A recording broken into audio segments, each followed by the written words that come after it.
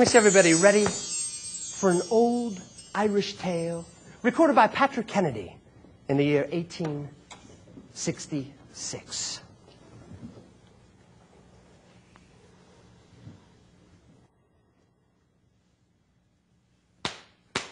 Do you hear? We hear. There was a girl by the name of Bridget. Hey, Bridget. Stay with me here. Hey, Bridget. Hi, Bridget. Now, Bridget, she lived in Edenderry near Castle Carberry. And one morning early, she was going to a neighbouring well to get a pail of water. Let me see her walking there. Let me see her. When who should she see sitting in a sheltery nook under an old thorn but your man, the Lurricane. Hey, Lurricane. Hi, Lurricane. There he was, no bigger than your thumb. Let me see your thumb. Working like a vengeance on a little old brogue, a little old shoe, only fit for the foot of a fairy like himself. He was boring the holes. Well, help me out here. He was jerking the waxed ends. Let me hear it.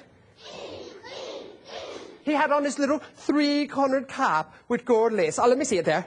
Three-cornered cap with gold lace. Knee breeches on, a jug at his side and a pipe in his mouth. And he's so busy at his work. Let's hear it.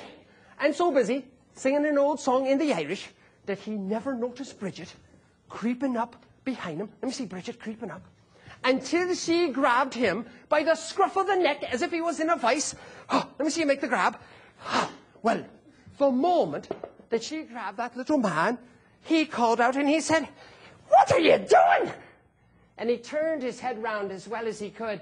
Dear, dear, dear, to think of such a pretty Colleen grabbing me, such a pretty girl grabbing me, as if I was robbing the hen roost. Why, the very vulgarest young ruffian in the town and could do no worse. Come, Miss Bridget, put me down, and we'll have a talk like two respectable people. Should she be putting him down? No. I said, should she be putting him down? No. She should not. And she looks at him and she says, "Oh, Mr. Lurricane, I don't care a wisp of borash for your politeness. It's your money I want. And I won't take eye nor hand from you till you put me in possession of a fine lob of it." Now you see, back there in Ireland, they say that every Lurricane has a fine amount of gold. And if you catch the wee man, he'll be obliged to give you some of that gold, boy. But you have to hold tight. They say if you let go of him even for a moment, let me see it, he'll be gone. What's more, in County Kildare, where Bridget's from, they say not only must you hold on fast, they say you must keep both eyes upon him. Let me see your eyes upon him. They say if you look away for a moment, good, look away. They say he could disappear from your very hand. Let me see it. Well, the little man spoke back to the young maid and he said, "Money indeed. Where would a poor cobbler, a poor shoemaker like me get any money? And if you'll only let go my arms out, I'll empty my pockets, open the door of my seat. I'll give you leave to keep every halfpenny you find." Oh, he was rude. But Bridget just looked at him and said, "Oh, Mr. Lurricane, that won't do. My eyes, they keep going through you like darning needles till I get the gold. Now, begonias, make haste. Make haste or I'll carry you. I'll carry you head and pluck into that village, and there you'll have 30 pair of eyes upon you instead of one." And the Lurricane said, "Woo!" Let me hear him. "Woo!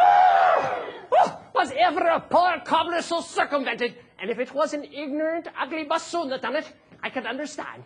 But you, such a dear, sweet, comely girl." Lurricane, do not throw your compliments at me.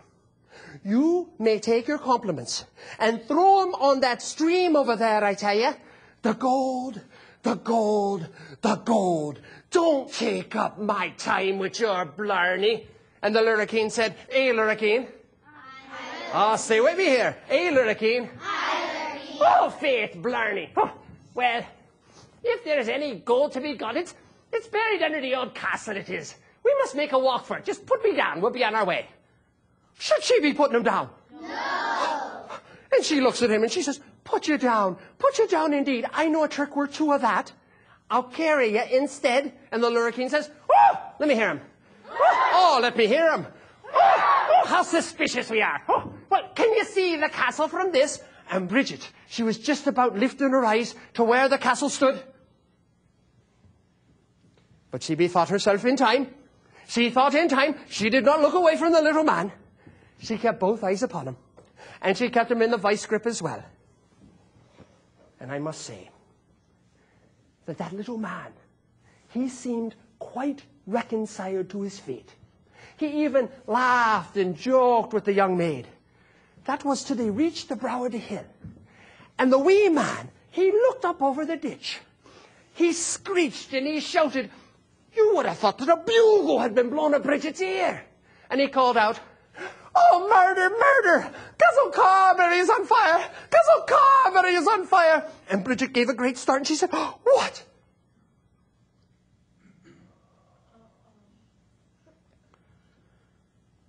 Oh, Bridget. Poor Bridget. There was no fire at Castle Carberry. And the moment she lifted her eyes away from that little man, she missed the weight of him in her hand. And when her eyes fell back to where he stood, just a moment before, there's no more sign of him than if all that passed had been just a dream. And that's a story from County Kildare, Ireland, 1866.